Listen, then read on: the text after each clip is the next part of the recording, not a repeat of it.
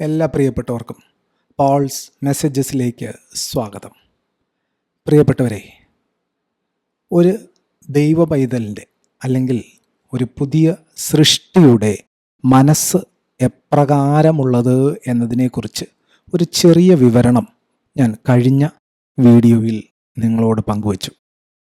അതൊന്നുമല്ല എന്നെനിക്ക് നന്നായിട്ടറിയാം. എങ്കിലും കർത്താവിൻ്റെ കൃപയാൽ ചുരുങ്ങിയ സമയത്തിൻ്റെ ഉള്ളിൽ നിന്നുകൊണ്ട് ചെറിയൊരു വിവരണം നിങ്ങൾക്ക് ഞാൻ തന്നു.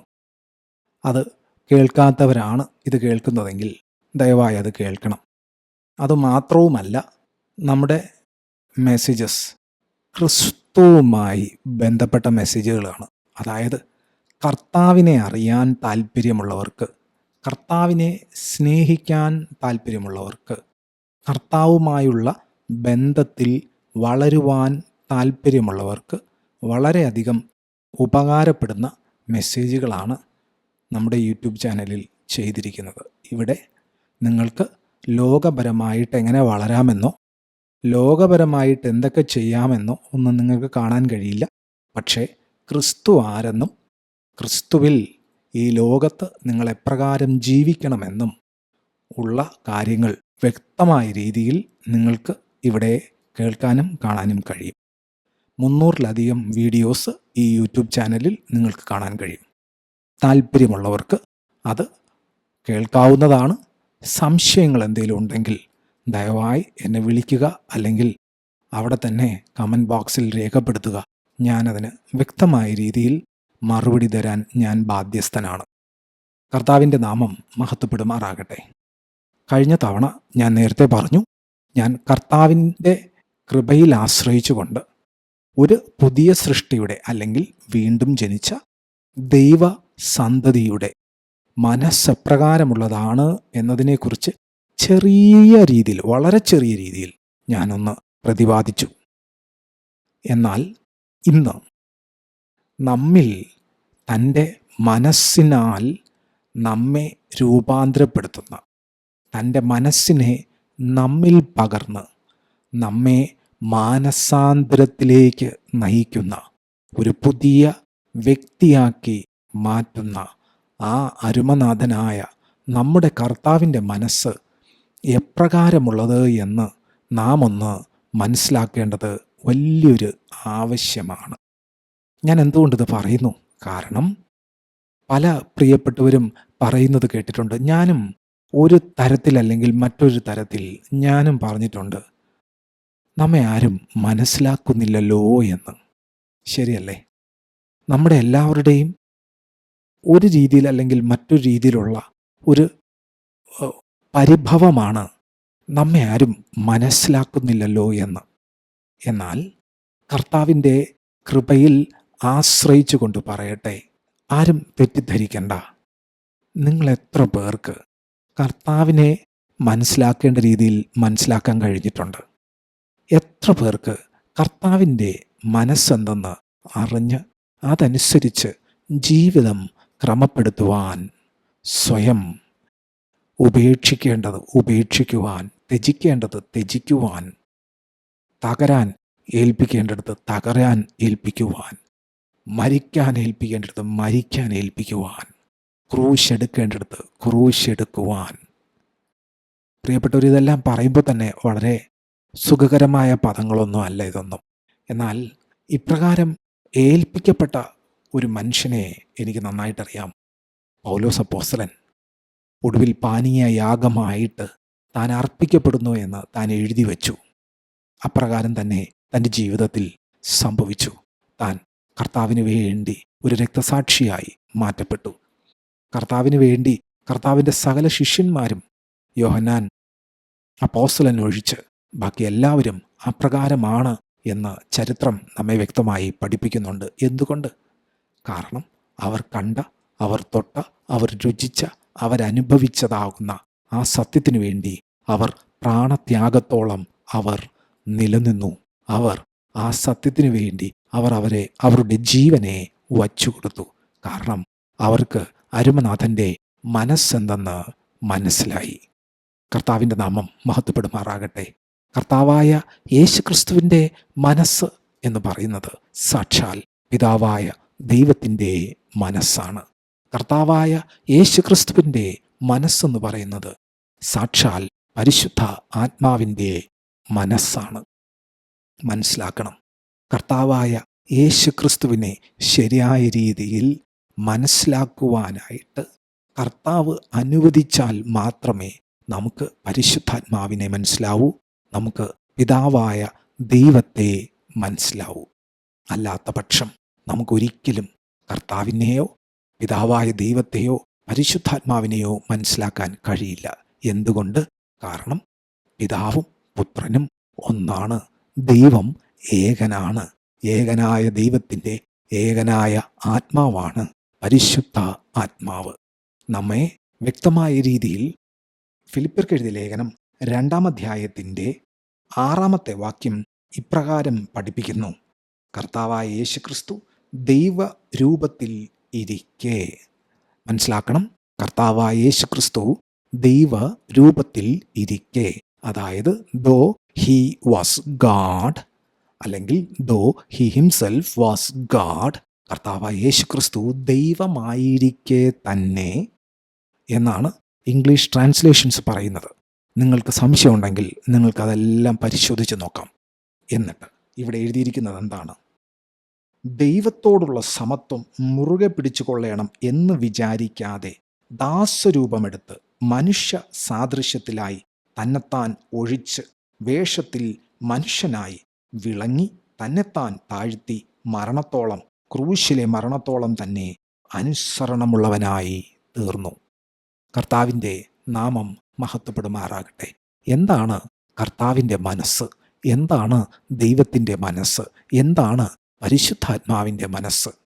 ദൈവമായിരിക്കെ ദൈവമാണ് എന്നുള്ള ആ ഒരു പദവിയെ ഉപേക്ഷിച്ച് മനുഷ്യനായി, വെറും മനുഷ്യനല്ല, ഒരു അടിമയ്ക്ക് സമമായി സ്വന്തം ശിഷ്യന്മാരുടെ, സ്വന്തം സൃഷ്ടിയുടെ കാല് കഴുകുന്നവനായി, സ്വന്തം സൃഷ്ടിയുടെ പാപത്തെ ഏറ്റെടുക്കുന്ന കുഞ്ഞാടായി, സ്വന്തം സൃഷ്ടിയുടെ ദോഷത്തിന് പരിഹാരകനായി സൃഷ്ടിതാവ് തന്നെ സൃഷ്ടിയായി ഇറങ്ങി വന്നു. അതത്രേ കർത്താവായ യേശു ക്രിസ്തു. ഞാൻ ഈ പറയുന്നത് എല്ലാവർക്കും മനസ്സിലാവില്ല, ഇതെല്ലാവർക്കും ഉള്ളതുമല്ല. പക്ഷേ ഇത് മനസ്സിലാകുന്ന, അല്ലെങ്കിൽ മനസ്സിലാക്കാൻ ദൈവത്തിൻ്റെ ആത്മാവ് സഹായിക്കുന്ന ദൈവത്തിൻ്റെ സന്തതികളെ ഓർത്ത് ഞാൻ കർത്താവിനെ മഹത്വപ്പെടുത്തുകയാണ്. അവരുടെ ഉള്ളിൽ ഇത് കേൾക്കുമ്പോൾ ഇതുവരെ അവർക്ക് അനുഭവിക്കാൻ കഴിയാത്ത ഒരു സംതൃപ്തി അവർക്ക് അനുഭവിക്കാൻ കഴിയും. അവർക്ക് കർത്താവിൻ്റെ സ്നേഹത്തെ അധികമായിട്ട് അനുഭവിപ്പാൻ കഴിയും. ഞാൻ എന്തുകൊണ്ടാണ് ഇത് പറയുന്നത്? കാരണം അവരുടെ ഉള്ളിൽ കർത്താവ് വസിക്കുന്നു. അവർക്ക് കർത്താവ് തൻ്റെ ഹൃദയത്തെ വെളിപ്പെടുത്തി കൊടുക്കുകയാണ്. അവരുടെ ഉള്ളിൽ കർത്താവിൻ്റെ മനസ്സ് രൂപാന്തരപ്പെട്ടുകൊണ്ടിരിക്കുകയാണ്. അവർ വെട്ടുകല്ല് കുഴിയിൽ വച്ച് തന്നെ കുറവ് തീർത്തെടുത്ത് പണിസ്ഥലത്തേക്ക് കൊണ്ടുപോകുന്നത് പോലെ ആലയം നിർമ്മിക്കുവാനായി വെട്ടുകല്ല് ആ വെട്ടുകുഴിയിൽ വച്ച് തന്നെ കേടുതീർത്തെടുത്തുകൊണ്ട് പോകുന്നത് പോലെ, അപ്രകാരം തന്നെ ഈ ഭൂമിയിൽ വച്ച് തന്നെ നമ്മെ കർത്താവ് നമ്മുടെ കേടുകളെല്ലാം തീർത്ത്, വാട്ടം, മാലിന്യം, കോട്ടം എല്ലാം നീക്കി നമ്മെ കർത്താവിൻ്റെ സന്നിധിയിൽ, മഹിമാസന്നിധിയിൽ തന്നെ വിശുദ്ധരും നിഷ്കളങ്കരുമായി നിർത്തുവാൻ തക്കവണ്ണം നമ്മെ കർത്താവ് തൻ്റെ മനസ്സുള്ളവരാക്കി രൂപാന്തരപ്പെടുത്തിക്കൊണ്ടേ ഇരിക്കുകയാണ്. കർത്താവിൻ്റെ നാമം മഹത്വപ്പെടുമാറാകട്ടെ. ഈ കർത്താവിനെക്കുറിച്ച് പറയുമ്പോൾ സ്തോത്രം, റോമർക്കെഴുതിയ ലേഖനത്തിലേക്ക് നമുക്കൊന്ന് വരേണ്ടി വരും. നിങ്ങൾക്കും എനിക്കെല്ലാം വളരെ വ്യക്തമായിട്ട് കാണാതെ പോലും ഒരുപക്ഷെ അറിയുന്ന ഒരു ഭാഗമായിരിക്കാം റോമർക്കെഴുതിയ ലേഖനം 8-ാം അധ്യായത്തിൻ്റെ സ്തോത്രം 35-ാമത്തെ വാക്യം. ക്രിസ്തുവിൻ്റെ സ്നേഹത്തിൽ നിന്ന് നമ്മെ വേർപിരിക്കുന്നത് ആർ? കർത്താവിൻ്റെ മഹത്വം. കർത്താവിൻ്റെ മനസ്സ് ഒരു വ്യക്തിക്ക് മനസ്സിലാക്കാൻ കഴിഞ്ഞാൽ, അല്ലെങ്കിൽ കർത്താവിൻ്റെ മനസ്സുള്ളൊരു വ്യക്തിയായിട്ട് ഒരുവൻ രൂപാന്തരം പ്രാപിക്കാൻ ആരംഭിച്ചു കഴിഞ്ഞാൽ, ആ വ്യക്തിയിൽ ദൈവത്തിൻ്റെ ഏറ്റവും വലിയ വികാരം അല്ലെങ്കിൽ ഏറ്റവും വലിയ സ്വഭാവ സവിശേഷത ആ വ്യക്തിയിൽ വെളിപ്പെടും. അതാണ് ക്രിസ്തുവിൻ സ്നേഹം. എന്തുകൊണ്ടാ കർത്താവ് നമുക്ക് വേണ്ടി ദൈവമായിരിക്കെ തന്നെ ദൈവികമാകുന്ന ആ സമത്വമൊന്നും ആ പദവിയൊന്നും മുറുകെ പിടിക്കാതെ നമുക്ക് വേണ്ടി ഇറങ്ങി വന്നത്? അത് എന്തുകൊണ്ടെന്ന് വെച്ചാൽ യോഹന്നാൻ 3:16 ആരും തൻ്റെ ഏകജാതനായ പുത്രനിൽ വിശ്വസിക്കുന്ന ആരും നശിച്ചു പോകാതെ ആ പിതാവിൻ്റെ അല്ലെങ്കിൽ ദൈവത്തിൻ്റെ മക്കളായി മാറുവാൻ തക്കവണ്ണം കർത്താവ് ദൈവം ഈ ലോകത്തെ സ്നേഹിച്ചു.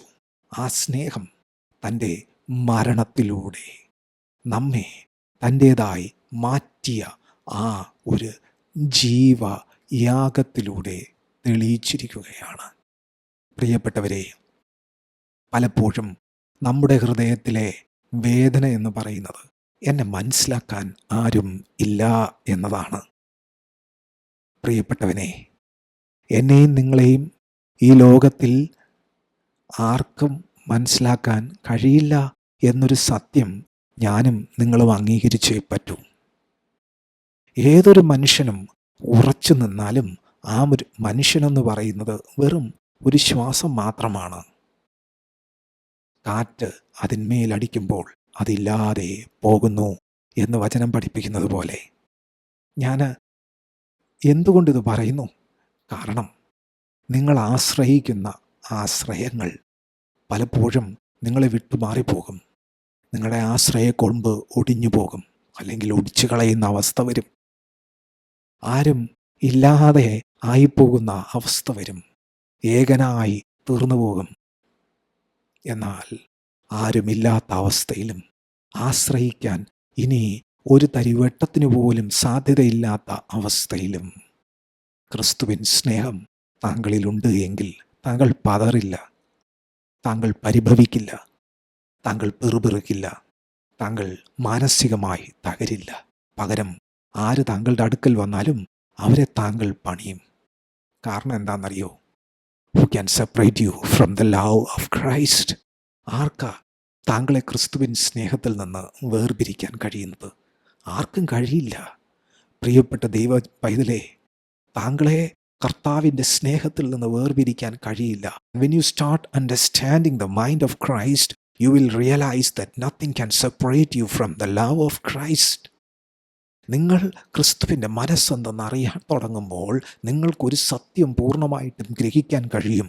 ആർക്കും നിങ്ങളെ ആ അരുമനാഥൻ്റെ സ്നേഹത്തിൽ നിന്ന് വേർപിരിപ്പാൻ കഴിയുക ഇല്ല. യേശുക്രിസ്തുവിന് മഹത്വം. അതല്ലേ എനിക്കും നിങ്ങൾക്കും ആവശ്യം. അതേ പ്രിയപ്പെട്ടവരെ, അതാണ് എനിക്കും നിങ്ങൾക്കും ആവശ്യം. പ്രിയമുള്ളവനെ, കർത്താവായ യേശു ക്രിസ്തു ദൈവമാണെന്നുള്ള ചിന്തയും തൻ്റെ പദവിയും തൻ്റെ എല്ലാ മഹത്വവും വിട്ടിട്ട് ഒരു അടിമയായിട്ട് ഇറങ്ങി വന്നു. താങ്കളും ഞാനും കർത്താവിന് വേണ്ടി എന്താണ് ഉപേക്ഷിച്ചിട്ടുള്ളത്? താങ്കളും ഞാനും കർത്താവിന് വേണ്ടി എപ്രകാരമാണ് ജീവിക്കുന്നത്? ഒരു ദിവസം എടുത്തു കഴിഞ്ഞാൽ താങ്കളുടെ ജീവിതത്തിൽ താങ്കൾ ആരെക്കുറിച്ചാണ് ഏറ്റവും അധികം ചിന്തിക്കുന്നത്? താങ്കൾ എന്തിനെക്കുറിച്ചാണ് ഏറ്റവും അധികം വ്യാകുലപ്പെടുന്നത്? വ്യാകുലപ്പെടരുതെന്ന വചനം പറയുന്നത്. എങ്കിലും ഞാൻ ചോദിക്കുക, താങ്കളുടെ ജീവിതത്തിൻ്റെ ലക്ഷ്യം എന്താണ്? പ്രിയപ്പെട്ടവനെ, താങ്കൾ ആരെയാ ഏറ്റവും അധികം ജീവിതത്തിൽ സ്നേഹിക്കുന്നത്? അല്ലെങ്കിൽ ആരുടെ സ്നേഹമാണ് താങ്കൾ ഏറ്റവും അധികം ജീവിതത്തിൽ അനുഭവിക്കുന്നത്? ചിന്തിക്കാൻ വേണ്ടി ചോദിക്കുക. പ്രിയമുള്ളവനെ, ദൈവാത്മാവ് താങ്കളോടും എന്നോടും ഇന്ന് ഇടപെടുകയാണ്. ആ കർത്താവിൻ്റെ മനസ്സെന്തെന്നറിയാമോ? ആ സകലതും ഉപേക്ഷിച്ചിറങ്ങി വന്ന ആ പ്രിയ നാഥൻ്റെ ആ മനസ്സെന്തെന്നറിയാമോ? ആ അരുമനാഥനെ ഒന്ന് മനസ്സിലാക്കാൻ ജീവിതത്തിൽ എത്ര ശ്രമം നടത്തിയിട്ടുണ്ട് താങ്കൾ? താങ്കളുടെ ജീവിതത്തിലെ ലക്ഷ്യം ആ അരുമനാഥൻ്റെ മനസ്സ് കർത്താവ് ആഗ്രഹിക്കുന്നത് പോലെ, അരുമനാഥൻ ആഗ്രഹിക്കുന്നത് പോലെ അറിയുക എന്നതാണോ താങ്കളുടെ ജീവിത ലക്ഷ്യം? കർത്താവിൻ്റെ ആത്മാവ് ഇന്ന് എന്നോടും നിങ്ങളോടും വ്യക്തമായ രീതിയിൽ ചോദിക്കുകയാ പ്രിയപ്പെട്ടവരെ, ചോദിക്കുകയാ. എന്താ കാര്യമെന്നറിയാമോ? കാരണം കർത്താവ് നിങ്ങളെ അധികമായി സ്നേഹിക്കുന്നു. ലോകം നിങ്ങൾക്ക് പലതും വച്ച് നീട്ടും, പലതിലും നിങ്ങൾ സംതൃപ്തി കണ്ടെത്താൻ നോക്കും. എൻ്റെ അനുഭവത്തിൽ നിന്ന് പറയാം, എനിക്ക് കിട്ടിയ ഒരു വസ്തുവിലും എനിക്ക് സംതൃപ്തി കിട്ടിയിട്ടില്ല.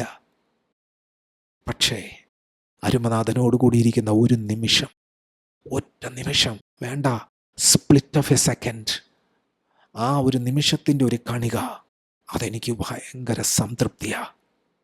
കാരണം എൻ്റെ അരുമനാഥൻ എന്നെ സ്നേഹിക്കുന്നു എന്ന തിരിച്ചറിവ്. സ്വർഗം സിംഹാസനം, ഭൂമി പാദപീഠമായി വാണരുളുന്ന അരുമനാഥൻ എന്നെ സ്നേഹിക്കുന്നു എന്ന തിരിച്ചറിവ്. സ്വർഗം സിംഹാസനം, ഭൂമി പാദപീഠമായി വാണരുളുന്ന അരുമനാഥൻ എൻ്റെ പിതാവാണ് എന്നുള്ള തിരിച്ചറിവ്. സ്വർഗം സിംഹാസനം, ഭൂമി പാദപീഠമായി വാണരുളുന്ന അരുമനാഥൻ എനിക്ക് വേണ്ടി ജീവനെ തന്നു എന്ന തിരിച്ചറിവ്. സ്വർഗം സിംഹാസനം, ഭൂമി പാദപീഠമായി വാണരുളുന്ന അരുമനാഥൻ തൻ്റെ രക്തത്താൽ എന്നെ കഴുകി വിശുദ്ധീകരിച്ചു എന്ന തിരിച്ചറിവ്. സ്വർഗം സിംഹാസനം, ഭൂമി പാദപീഠം എന്ന് ആ അരുമനാഥൻ, ആ വാണരുളുന്ന അരുമനാഥൻ എന്നെ തൻ്റെ ജീവന്റെ പുസ്തകത്തിൽ ഭാഗമാക്കി എന്നെ മാറ്റി എന്ന തിരിച്ചറിവ്. ഞാൻ അനാഥനല്ല, ഞാൻ ഉപേക്ഷിക്കപ്പെട്ടവനല്ല, ഞാൻ ആരാലും മനസ്സിലാക്കപ്പെടാത്തവനല്ല. എന്നെ മനസ്സിലാക്കുവാൻ എൻ്റെ ഉള്ളിൽ, സ്തോത്രം, താൻ കടന്നു വന്ന്, എൻ്റെ അരുമനാഥൻ കടന്നു വന്ന് തൻ്റെ അരുമനാഥൻ്റെ മനസ്സെന്തെന്ന് എനിക്ക് വെളിപ്പെടുത്തി തരുന്ന ആ അരുമനാഥനെ പോലെ, എൻ്റെ കർത്താവിനെ പോലെ, എൻ്റെ പ്രാണസ്നേഹിതനെ പോലെ, എൻ്റെ പ്രാണപ്രിയനെ പോലെ ആരെയും ഞാൻ കണ്ടിട്ടില്ല, ഇനി ഞാൻ കാണത്തുമില്ല. എനിക്ക് മറ്റൊരുത്തനിലും രക്ഷയില്ലെന്നുള്ള സത്യം എനിക്ക് പരിപൂർണമായിട്ടും അറിയാം. പ്രിയ ദൈവജനമേ, are you content in Christ Jesus? നിങ്ങൾ ക്രിസ്തുവിൽ സംതൃപ്തനാണോ? താങ്കൾ ക്രിസ്തുവിൽ സംതൃപ്തനാണ് എങ്കിൽ ദുഷ്ടന് താങ്കളിൽ സ്ഥാനമില്ല. താങ്കൾക്ക് ഇനിയും കർത്താവിൻ്റെ മനസ്സിനെ മനസ്സിലാക്കുവാൻ, താങ്കൾ ഇനിയും കർത്താവിൻ്റെ മനസ്സുള്ളൊരു വ്യക്തിത്വമായി രൂപാന്തരപ്പെടുവാൻ, താങ്കളിലുള്ള കറ, ചുളുക്കം, മാലിന്യം, കോട്ടം എല്ലാം മാറിപ്പോകുവാൻ, കർത്താവ് ആഗ്രഹിക്കുന്നത് പോലുള്ള ഒരു വിശുദ്ധീകരണത്തിലേക്ക് താങ്കൾ വരുവാൻ തക്കവണ്ണം താങ്കളെ ദൈവത്തിൻ്റെ ആത്മാവ് ഇടയാക്കട്ടെ എന്ന് ഞാൻ യേശുക്രിസ്തുവിൻ നാമത്തിൽ താങ്കൾക്കായി പ്രാർത്ഥിക്കുന്നു. പ്രിയമുള്ളവനെ, താങ്കൾ എത്ര ശ്രമിച്ചാലും താങ്കൾക്ക് വിശുദ്ധിയോടെ ജീവിക്കാൻ കഴിയില്ല. എന്നാൽ താങ്കൾ എന്ന് കർത്താവിൻ്റെ മനസ്സൊന്ന് മനസ്സിലാക്കാൻ ആരംഭിക്കുമോ, താങ്കൾ എന്നു മുതൽ താങ്കളുടെ ഉള്ളിലേക്ക് കർത്താവിൻ്റെ സ്നേഹം വ്യാപരിക്കുവാൻ ആരംഭിക്കുമോ, അന്നു മുതൽ താങ്കളിൽ പരിശുദ്ധാത്മാവിൻ്റെ പക്വതയോടുകൂടിയ സാന്നിധ്യം വ്യാപരിക്കും. അന്നു മുതൽ താങ്കൾ പോലും അറിയാതെ താങ്കളിൽ ക്രമീകരണങ്ങളെ കൊണ്ടുവരും. അങ്ങനെയുള്ള മനുഷ്യനെ ഞാൻ വിളിക്കും, അതെ, ആ മനുഷ്യനിൽ ക്രിസ്തു വസിക്കുന്നു. അതെ, ആ മനുഷ്യൻ പിതാവിൻ്റെ സന്തതിയാണ്. അതെ, ആ മനുഷ്യൻ പരിശുദ്ധാത്മാവിനാൽ നിറയപ്പെട്ടവൻ, വീണ്ടും ജനിക്കപ്പെട്ടവനാണ്. ക്രിസ്തുവിൻ്റെ മനസ്സിനെക്കുറിച്ച്, കർത്താവുമായുള്ള ബന്ധത്തെക്കുറിച്ച് അധികം പറയുവാനുണ്ട്. എൻ്റെ ആയുസ് മുഴുവനും ഞാനിത് സംസാരിച്ചാലും എനിക്ക് അത് പോരാ. എങ്കിലും കർത്താവിൻ്റെ കൃപയാൽ വീണ്ടും കാണും വരെ കർത്താവ് ഏവരെയും തൻ്റെ കരങ്ങളിൽ കാക്കുമാറാകട്ടെ. കർത്താവിൻ്റെ ഹൃദയം ഏവർക്കും കർത്താവ് വെളിപ്പെടുത്തി തരട്ടെ. കർത്താവിൻ്റെ നാമത്തിന് മഹത്വം. ആമേൻ.